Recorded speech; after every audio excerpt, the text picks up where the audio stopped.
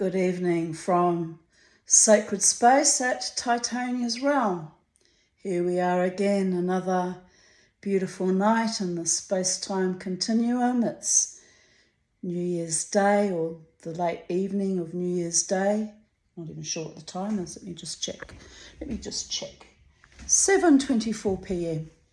The sun has gone down. I've had an absolutely wonderful day, and sat in the garden with my Charlie. And if you're on Instagram and Facebook, you've seen that I've been very active cooking. Must be having some kind of domestic goddess breakdown, babies, but it bodes well to start off the new year with me being productive and creative and cooking. Hope it doesn't become like a lifetime habit or anything, but you never know. I'm going through some kind of metamorphosis, I guess. And as I remember I had a friend when I was a young girl who was a very severe trauma survivor and spent many years in and out of mental hospitals. Thank God I was spared that fate. And when she got into her late 50s, she became very domesticated and cooked and did all sorts of creative things too. I think it's something to do with menopause. But I remember she was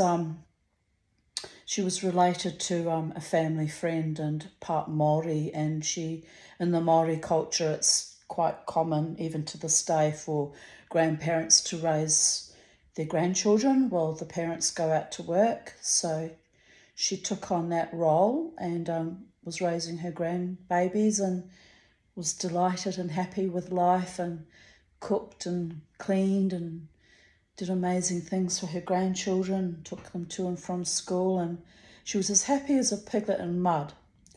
And I remember my mother saying, "Oh, look at Auntie Celia. Who would have thought that she would bloom in this late phase of her life?" Well, I'm blooming in other ways because obviously I don't have grandchildren, and it's kind of a seeping wound, so we won't think about that. But I have so much love surrounding me in recent months, in fact, the last couple of years actually, but so much love, and I'm so blessed and grateful. And although I don't have grandchildren, I've stepped into my Mama T persona, like mothering earth, mother goddess, nurturing, sometimes guiding, sometimes silly as a wheel, kind of archetype. And Mama T's actually, like the voodoo mama. So it's a bit weird since I'm Jewish. I sometimes forget that I'm Jewish though, because I don't go to temple anymore, and I'm no longer a member of a congregation and haven't been for about 8 years because too much toxicity, babies. You know the old song? It's not that old, but Toxicity from System of the Down. If you've ever seen me at the Brooklyn Standard or other venues doing the wild mosh to Toxicity, you can have a private little in-joke with me, because I'm actually thinking of my former life as both a Reform and Orthodox. I was in the Orthodox conversion process for about a year, and there was so much toxicity I didn't complete it, and I'm not the least bit fucking sorry either. But in my soul, my spirit, my neshama, that I came into this short, fat, rather German, Polish, Slavic hobbit body.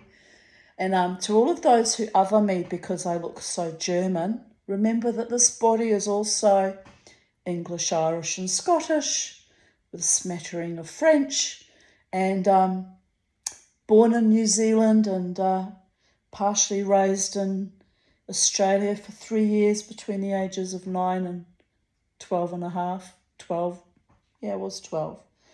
Anyway, 12 and a half. So I had to come back to start school at Wellington Girls College in New Zealand. And then I spent, 4 months in Germany. So this little hobbit body, which wasn't so much a hobbit body when I was a child because, I was still growing. You kind of have to laugh. This little odd bod has been stomping around planet Earth for almost 60 years, so I've done well. And but yes, I avoid toxic spaces, and I might tolerate it for quite some time for reasons that don't make sense to anyone, including myself, as I did raising my children as Jews. But when it got too much, I had the courage to walk away with my head held high, and ergo my worship, my soul worship, has taken rather strange forms, and I've reclaimed my my witchy voodoo type magical practices over time. So anywho, but in the spirit of Chanukah, which is a minor festival in Judaism actually, it's not as important as Passover and Shavuot, and which is the Feast of Tabernacles, and it's not as important as there's four major festivals in Judaism. Do you think I can think of it? Passover, Shavuot, Rosh Hashanah and Yom Kippur, and Sukkot. So it's all very there's a lot of holidays in Judaism. We Jews like our holidays, or holy days. Do we always remain holy? Nah, because we're human, and Dibbukim will happen, and mischief will happen, and temptations will happen, and it all makes for a wonderful mosaic. All the people on earth and all the different faiths and religious or spiritual practices. I embrace it all, and I look at it all with a little bit of whimsy now, because at the end of the day, everything all connects up eventually on all paths to the Holy One, or Source, or Creator. Even the atheists, but shh, don't tell them, they'll want to fight me right about now, and I don't have energy to fight atheists. You are your own gods too. Enjoy your own divinity. That's why I wear a t-shirt that says, Deify, I defy, which I designed in 2020 for obvious reasons. We needed a bit more defiance. I was hoping to inspire others. But on that note, here we go, people of Earth. We're going to light the candles and say the bracha, the blessing, for the 8th day of Chanukah, in honour of our survival to thrival, in spite of enemies everywhere, many of whom were even from within my own community and or tribe. So how am I going to do this, because I can't flip the phone around? Here we go. We'll do it this way. I'll stand behind it. Right. Here we go, babies. Baruch atah Adonai Eloheinu melech haolam, asher kedashanu b'mitzvotav, v'tzivanu lehadlik. It's not going to work, is it? Ner shel Chanukah.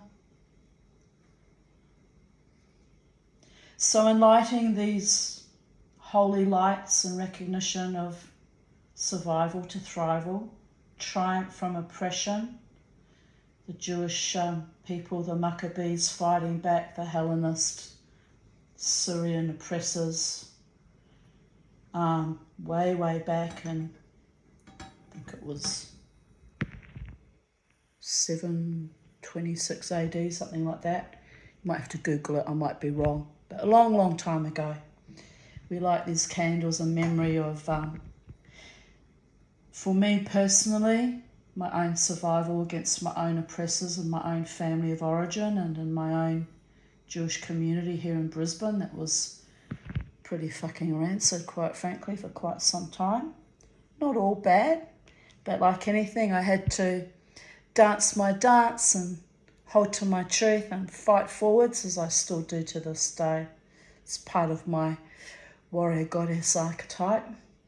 And It's also a memory of when I light these candles, triumph over oppression of the 6 million Jewish souls that didn't survive the Holocaust, and a memory of my non-Jewish stepfather actually surviving the Holocaust, and my mother surviving Nazi Germany too.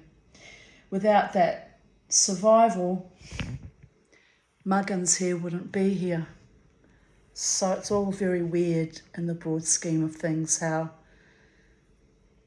by twists of fate and human destiny, things can form a beautiful mosaic or a beautiful tapestry of life. So here we are, Chag Sameach, it's the 8th day of Chanukah now. May you always